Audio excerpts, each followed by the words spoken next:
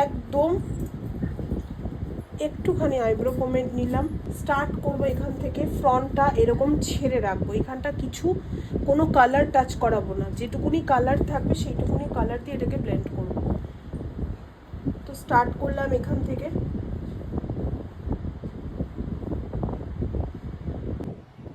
না ব্লেন্ড করতে করতে আসবো।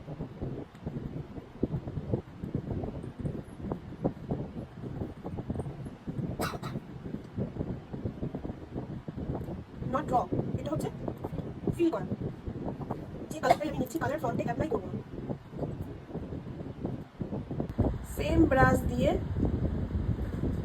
জাস্ট ফিল করব, যেভাবে স্ট্রোকগুলো গেছে ঠিক সেভাবেই ফিল করব।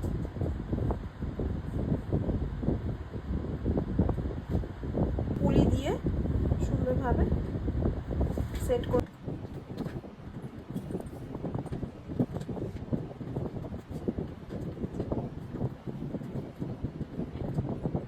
উপরের আইব্রো করা নেই, তখন গিয়ে আমরা ওপরটা সুন্দরভাবে ডিফাইন করতে পারি, বা দেখা গেল ওপরটাতে কালার চলে এসছে।